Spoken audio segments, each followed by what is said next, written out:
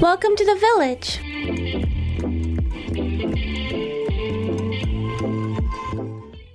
We have expectations of ourselves. Let's be honest. Our family, our job, our friends, there's a lot of things that impact our expectations. Our society impacts our expectations, right? So with expectations, where did they come from? Is what I ask people. Are the expectations you have for your medical practice, are they real? Are they valid? Or does someone in corporate have an unrealistic idea of what you should do? I mean, you know for sure. And then I find it's really sad. The heartbreaking thing for me is I find people are driven by fear, driven by guilt. They're living a life, and I call it drive your own bus. I don't know if you've been in any of my things, but I call it drive your own bus. And I say some people, everybody else is driving their bus, and they're like hanging on the back bumper, barely hanging on for dear life. I'm like, kick them all off. Stop. What is reality here? What is an honest expectation for me in my life? What is it? As a doctor, you have medical expectations put on you, and then there are system expectations put on you. But you would have to ask yourself, the expectations I have for myself that I felt like I had to stay in the fight for 2.5 years before I took a real vacation, where do these come from? Yeah. And so people have this expectation. We have expectations, I think, that have hurt us. Hey, you know what? I'm used to I go down to the store, they have what I want. I'm used to ordering something online from whatever store, and it's here in a couple of days. And there's a bookstore that I use in Massachusetts. Pre-COVID, they're in Massachusetts. A day or two it was here. With the present systems, it's 2 or 3 days till it ships. And sometimes it's a week until it gets here. Yeah. We have a place in New York, I'm a beekeeper, that I would buy stuff from. Normally, 1 or 2 days it was here, now it can be a week or more. So I could be angry about that. Well, what's wrong with these people, So I had to change my expectations. My expectations were, when I do this, it's going to be here. And now I've had to adjust those. So we have to adjust expectations for what's happening around us, or we're just going to be frustrated. Yeah. In counseling, we have a funny thing that counseling, especially with couples, a lot of times I use this, that I say what expectations really are. Here's a definition of expectations for you. Expectations are disappointments waiting to happen. Yeah. And if they're false, if they're not legitimate, if they're not attainable. So maybe my workplace wants something from me, and I can't do that. I don't have that ability. It's not whatever. If we're going to come out of this and have this zen that you talk about and this happiness that I'm talking about, I think a lot of it starts after the things we've said as expectations. So are they real? Are they valid? You're being driven by fear, guilt, somebody else is dictating to me what I should do, how I should feel, and it's not always legitimate. So drive your own bus, kick everybody off, and only let on who you want or who you have to. Figure out which expectations are worth your time and whether they are legitimate. Yes. In your life, like who's making them for you, and are they acceptable to you, and why? And so we are where we are in life, regardless. And I often think, maybe we're where we need to be. So you're here, and I don't know, maybe you had aspirations of working at Cleveland Clinic or someplace, Boston Children's. No, I'm not a big pond, small fish kind of person. But you're here. Yeah. And the work you do here is incredible. And our community is blessed to have this facility that we're in and the quality of caregivers that we have. If you weren't here, who would be here? Maybe nobody would be here. And they wouldn't have that. So I think people need to look at, hey, wherever they're at in life, they're providing a service, they're keeping something going. Whatever their job is, it's an important job. I mean, nobody's making something that we're taking out back and throwing in the dumpster. Nobody's delivering something that nobody wants. No, you know what I'm saying? Yeah. The guy working that's making sure we have electricity or the gas pumps work that we put gas on our car, as providing the service for our food. It doesn't matter what the job is. Everybody's job is important, and we need them, and we can't live without them. Boy, we're a community. Like, you can't live without people. Can't live without one another. Yeah. And a lot of systems, I was really glad that in healthcare, your food service people, your housekeeping, your registration people, that they got substantial raises through the pandemic and resulting things. Mm-hmm. It's unfortunately inflation is gas prices are taking a lot of that away. Because I often said in meetings, and I have more than once over the years said, try to do your job without them. Mm-hmm. I realize I don't have the skill and education that you have, Doc, and I think you should be rewarded for that. I'm not against that. But those people that assist us, assist you, we can't do our job without them.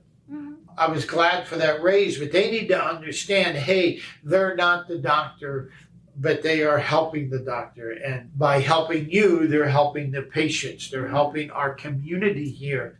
They're helping provide health care to people that need it so desperately. An expectation of should I have, whatever in life. You can second guess your whole life. Yeah, and everybody is needed. It takes the whole team to get something done. Like, everyone's part of one team. They just have a different job on a team. Every position is different. I'm not a sports person, but you play. There's different positions. Yes, and they're all needed. They are, and the people behind the scenes that support them. They can't play ball without those people. Yeah. So it's the same way for us. So we have the faith aspect, and I think this aspect of being honest with ourselves and having realistic expectations and putting value on that. I think so many people undervalue their contribution. They don't feel like they're very valuable. I don't think we should over-evaluate ourselves or think we're something we're not, but we all have value. We're all in this. Say it again and again and again. We're in this together. I did a devotion here about unity and the idea that an organization or a family, the country, ultimately, we're all like a body, and every part of the body is important. Yeah. So in that illustration, I had different things, but the ear, I had a picture of an ear, and the ear can't say, well, I don't need the rest of the body. Mm-hmm. And, the foot can't say, well, I don't need the knee. Yeah. I'm perfectly fine without the knee. And, the heart can't say, I don't need the lungs. And you might not like a certain part of your body, but it's a part of your body, and the whole body is formulated to work together. And so every part of the body is important, and the brain can't work without the other parts of the body doing their part. So every part of the body is important. And that's the same way in our families, in our jobs, and in our country. Every part is important. Everything fits together and everything works. Well, it's supposed to work, but you know what I'm saying. So I think understanding that we're all in this together, we need to work together. We all affect one another. It's the old, no man is an island of themselves. Mm-hmm. We're all a part of the whole. So this perspective, it's the old thing, we really, whatever we think, that's really a lot of times what we become, or that's where we live. So if we have this big perspective, put our life in perspective, circumstances, as you pointed out before, don't always change. Yeah. But our attitude changes. And you can approach things differently and start to enjoy them instead of... Yes. Feel so stressed out by them. Or not every day do I want to get up and go to work at any job I've ever had. But I've been fortunate, and I've always liked my jobs. I've generally loved the people I worked with. I did have one job one time that was a real challenge. But generally speaking, it's perspective. I don't come in demanding. I don't come in looking, what's everybody going to do for me type of thing. Am I happy about everything that happens? No. Yeah. I'm not happy about everything that happens or how everybody treats me. But I try to do what you said earlier, and it's my perspective. So I come in and I'm going to try to have a good day. Yeah. I'm going to try to make the best of this, no matter how hard it is, no matter what's going wrong. And take those breaks. Like, if the day is going bumpy, you can take that break to take a breather, take 5 minutes, think things over as to why they're going badly instead of, you could say, this is a terrible day. I just want to get it over with and just, have the worst day. And things may not get better when you go home. So why don't you just take a break? Even if you want to take a breather, just meditate. Just shut out the world, listen to music for 5 minutes, take a bathroom break, take a walk around, do whatever to just kind of reboot it a little bit. It actually does help. Yeah. People minimize how important what you just said is. Yeah. So it sounds so, airy-fairy, but it's so useful. Absolutely. I wish everybody would just think about what you just said, because people that practice that, it really makes a difference. Some days as a chaplain, sometimes, hey, I just find a spot and I just go pray for a little bit, whether it's a couple of minutes or 5 minutes, but I just go and I pray. And sometimes I just sit down and I take the deep breaths and I let myself catch up. And then I pray and then I go back. And it makes such a difference. And people I talk to that do the deep breathing, the yoga and stuff, they take those little breaks sometimes when they're super stressed. That makes all the difference in the world. Yeah, it does. And take those breaks away from what people are saying or people are thinking and just, people think much better of you than you think. I've noticed that's a good point. That too. And I have never really given that, but you're right. We're too hard on ourselves. We are. Most of the We're time. more hard on ourselves than other people. And you have to just look in the mirror and be happy with yourself too. So those kind of positive little things, you can't underestimate the self-love and care. So it's interesting. I was thinking of 2 Bible verses when you were talking. There is a Bible verse and there's several verses that say the same thing in a different way, but as we think in our hearts, so are we. And so this idea of what you're saying, we have a tendency to be too easy or too hard on ourselves. It's hard to be fair and balanced in how we view ourselves. But as we think in our heart, so if I think in my heart that I'm a good person today, and I think in my heart that I love people, care about people, kind with people, if I come in and say, regardless of how I'm feeling, God's called me for a purpose. And so today, I need to fulfill that purpose. I have to follow my calling, regardless of how I feel. But when I call it self-talk, some people call it self-talk, but I start doing what you're talking about and talking to myself and building myself up, encouraging myself, guiding myself, and not letting the negative feelings or what somebody said that was negative take over, changes the whole day, everything about it. Because I'm thinking positive. I'm acting positive. And you can only think and act if your heart is thinking the same thing. If whatever your heart's filled with, it's going to radiate too. Yes. So a lot of times in counseling with couples, I have said to them, their problem is, in their particular situation, they want to feel their way into actions. And I say, let's reverse that. Let's act our way into feelings. Why don't we act like we love one another? Why don't we act like we care for one another? So if I do loving things, then your heart follows. So if I start acting like I love someone and I do loving things for someone, unless they're just like the most world's horriblest person. But and unfortunately, those people do exist. They do exist. And there are people that need to get out of really bad relationships. That's another, for another time. There's something else you said. There's a Bible verse that talks about how the little foxes spoil the vines. There's a history behind that and an agricultural thing. But sometimes it's those little things we don't think. We're looking at all the big things, yet there's all these little issues eating away at us and bugging us. Yeah. So it's not the big thing, all those little things. And then they build up. When you have the explosions, they're never pleasant. They do. They do build not up. Productive. And, whether it's within you or within a society, like one little thing can spread to everybody else and create the whole negative atmosphere. So try to just put that little light out there instead of being gloomy. Be Yes, a light. absolutely. Be a light. Yes. What a wonderful thought. So Yes. a lot of times, I come over because of things that happen here, and I'll eat lunch with over here instead of on the other side. When we first got here and with all the problems, I just let people vent. It was interesting. It's the old, sometimes I would hardly say anything, and they would say, Bob, you've been really helpful.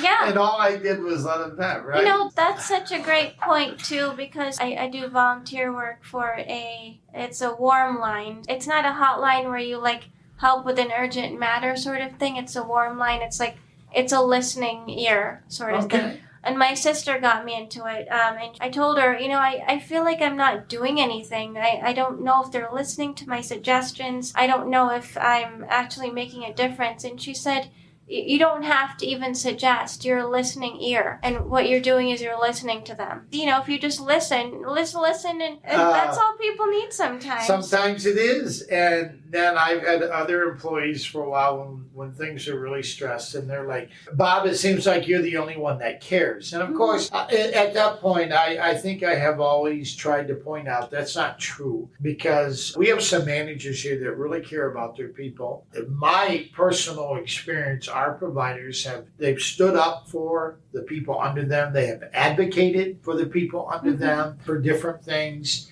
And so I try to tell them that's not true. You don't see what happens on the other end, because your provider or your managers, they answer to other people. Yeah. And they're the ones that control the money strings, and they're the ones that, have to make our system work within the larger systems. They do care. I really try to point out that our managers and providers that I associate with, they really do care. But it's sad that sometimes people feel, so they have an illusion that nobody else cares about their problem. We have been working hard in this facility to get rid of that illusion. Yeah. And I think our providers and managers are making some really good progress there.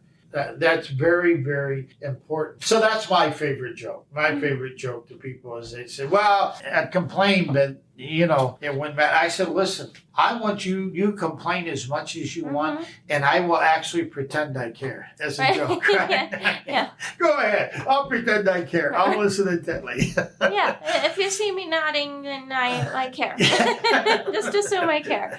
But we want to be heard. Everybody wants to be heard. That's why people hate to be cut off when they're speaking. Yeah. Because they're trying to say something. And so that's another thing. Today, people feel like they're not being heard in very aspects of society. I mean, let's be honest. If you try to resolve anything today, talking to a person, getting an issue resolved, it's almost not worth it.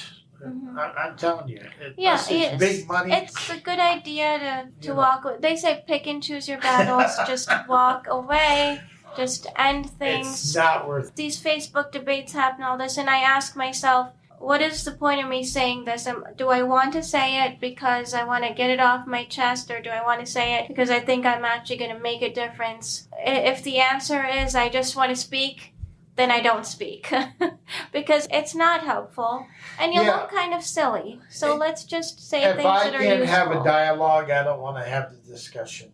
Yeah. Because you don't change anybody's mind, Yeah. and people get angry, and it creates all sorts of things. But if I can dialogue, I'm willing to dialogue. I think one really great thing we need to develop, I didn't have it when I was young, okay? But I have learned to value other people's opinion in the sense of I don't agree with them necessarily, but I understand why they believe that way. You know what I mean? It's not this where they're just so foolish or ignorant for believing that. I can see where they're coming from. I can understand why they feel or think that way. I still disagree. And if we can have a dialogue, I'll try to change your mind.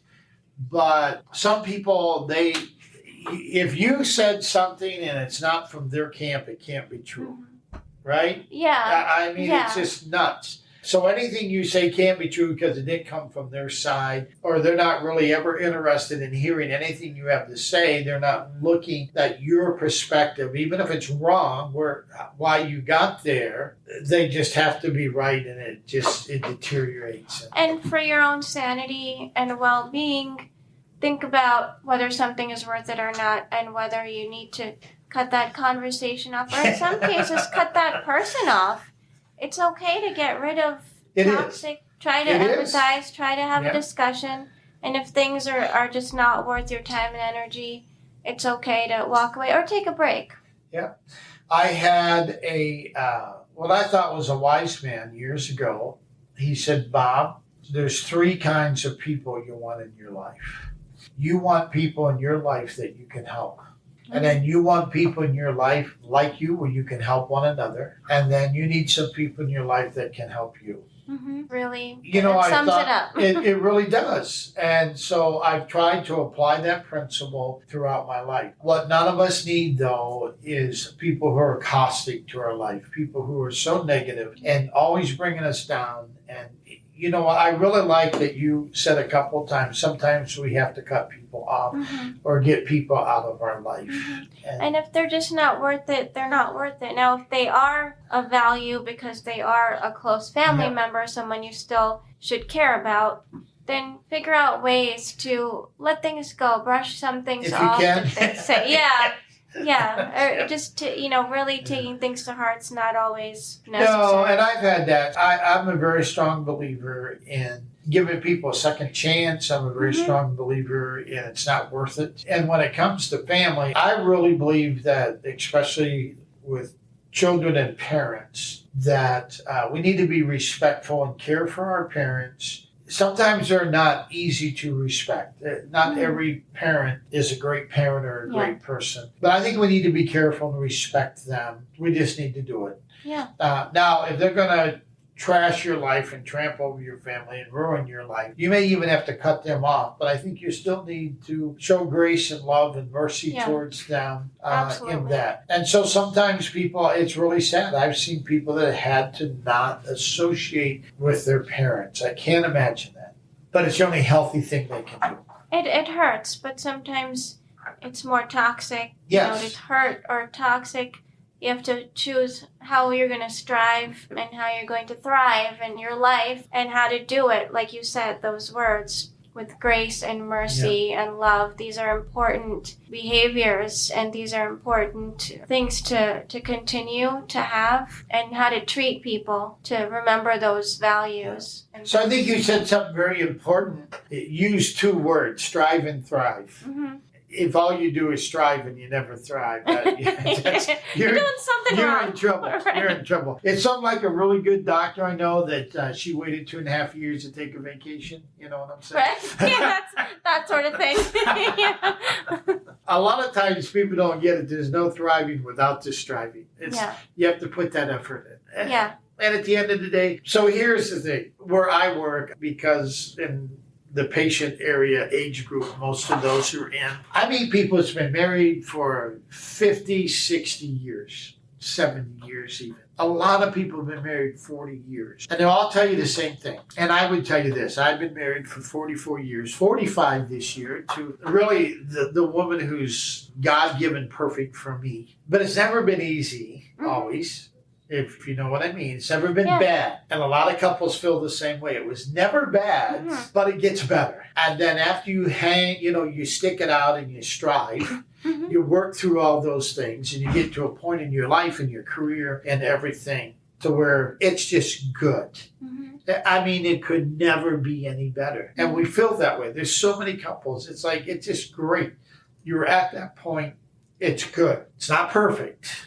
We still fuss and fight. I'm going to get her in here for the next podcast. We fuss and we fight like everybody else. Everybody has a little. Nobody's whatever. But you had to pay the price.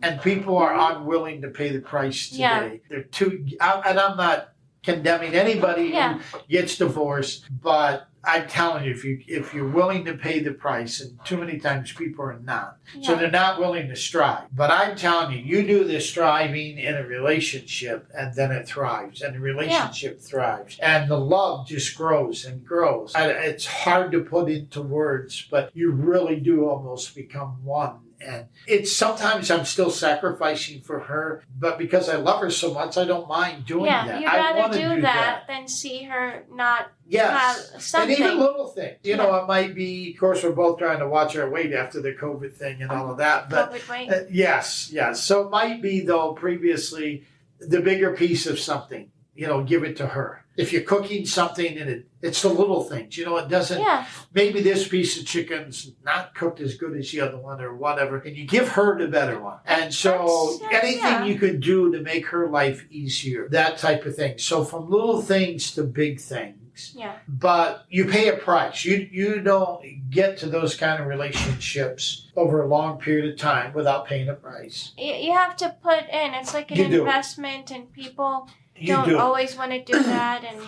And people always ask me if I would get married again if something happened to my wife. I question that. I'm not saying I never would, but I understand relationships are a lot of work. Mm-hmm. And would I want to make all those adjustments and that much work again? Right. Yeah. That's a really great point, because, you know, people get divorced, get remarried, get divorced, and it's a lot of work every time. It's like getting multiple college degrees. Like let's just study that, a fresh thing. Like it's work. Yes. Right. And any relationship is work. Friendships, everything. Siblings. Yeah. You know, I try to check in and I think about, am I being a good sister today? You know, these things matter. I think about what my sister's did. Yeah, let me call your sister and ask her that question. Exactly. Can I do that? Right. But yeah, any kind of relationship, you have to work towards friendships, or else you find yourself alone, right? Yeah, you do. And then you have to ask yourself why. Oh, there is a verse in the Bible that says, he that has friends, or she that has friends, must show themselves friendly. There's a tremendous amount of truth in that. Yeah. You know, if you want to have good friends, you have to be a good friend. Exactly. And if you want to have friends, you have to be friendly. Yeah. Exactly. And it's sad because it's unfortunate. Some people, they have that personality, and it's not that people don't want to be nice to them. They're just so, I don't know, stern or whatever. And they might not be in their heart, but they come across that way, and then people are kind of intimidated, and they say, wow, people aren't very friendly towards me. And it's unfortunate. Yeah, so exactly. Those kind of things. Tell me what you'd like to wrap up with. What would you like to say? I think I'd like to say, as we finish up, that I'm just telling you, the idea of community. We have lost it, like you said, in our families. We lost it everywhere. I'm not against social media, but I mean, people spend, the average person today, they're spending 3 to 6 hours of their day. I don't know about you, Doc, but I've been with people. My wife and I go to a restaurant, and we'll see a couple over there, and they're both on their phones. And we had a couple visit us, really good friends. They came to our house from out of state, stayed with us a couple of days. And I don't know, maybe we're really boring, but we were on the patio. We were eating, having lunch. Sounds 3 of us were talking. And one of them was on their phone, scrolling through Facebook. Wow. And then they showed me something about Facebook, and I'm thinking, you know what? That's a wonderful piece of furniture, but A, I'm not interested in furniture like that. B, I don't know the person that did that. And you drove all this distance, and we're sitting here having a meal talking. Yeah, you're losing that connection with the person right in front of you. Absolutely. We need the community. I think we've lost so much of that, and I think we need to work towards getting it back. I love the book Your Happy Brain, because he's a very family-oriented guy, and he talks about the importance of the family and the interaction and the touching and things. So I know some people play, for an example, with their grandkids. I play with my grandkids, games, we read together, but I'm a roughhouse with them, you know, and they love that. And part of the reason is it's that sense of touch that you're touching, you're rubbing, you know, when you're messing around doing stuff. My little grandsons are really interested. I never promoted this. They love, at the end of the day, if we're going to watch something on TV, they love to come and sit in my lap and sit with me. I'm in my chair, they come over and sit, and we sit there and watch something. And that's precious. So I think we've lost community in our families, first of all. Families are just, and the kids are so busy between everything they're running to and then all their social media stuff. that families don't eat together, they don't spend any time together. Everybody's going in 10 different directions, and it's just not healthy. Yeah. So I think families need to evaluate what's really, really important, because I've watched people think that all this extracurricular activity was of the utmost importance. And you know what? Things didn't work out the way they thought it would in life, or their kids. And when you can sit down once a day with your family, you can rehash the day, you can get positive reinforcement, you can wash off the day. Yes. And you can feel better about that I have family to come home to. Yes. Excellent. And don't be afraid to hug and kiss and whatever with your family. You know, I have friends I hug, again, appropriately. And now we're shaking hands again, you know. It's like nice the security guy wanted to give me the fist bump. Yeah, a little bit of that. I don't know if it was here or on the other side. He wanted to give me the fist bump earlier. I seen it. I said, dude, either shake my hand or go away. And he's like, what? I said, there's hand sanitizer right wash there. your hands I said, you take the gamble. And he was just kidding. He doesn't care. You know, he's pretty safe with it. But I think the touch thing's important. And then we need community. So one of the things here in our facility that the managers and I talked about, and some of the providers when I first came over here, what do we do with the chaplain?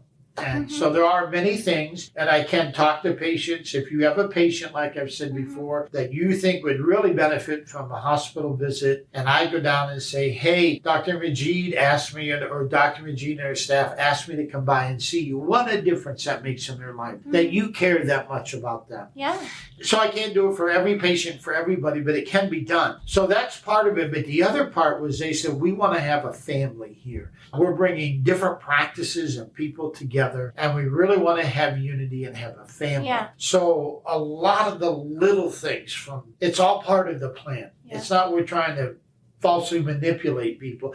But part of the plan is we want to be a family here. We want to have community. We're not always going to get along and like one another, but we really want this group to come together. If people did that, if you can go to work and you have a community there, so you have a community at home, a community at work, all this anxiety and depression, I'm not saying all of it, you know what I'm saying, a lot of the anxiety and depression, a lot of the anger, a lot of the sadness would not be. It can heal. It's healing. It is a healing process. So that's our goal here. Our goal here is community and meeting people wherever that. So we have people here that have a lot of faith. You know, I can minister to them in their faith base, whatever it is. Other people, they don't. So we minister in other ways to them, and we meet them wherever they're at. There's always a way to speak and to help heal somebody. Always. And so I am just so big on community.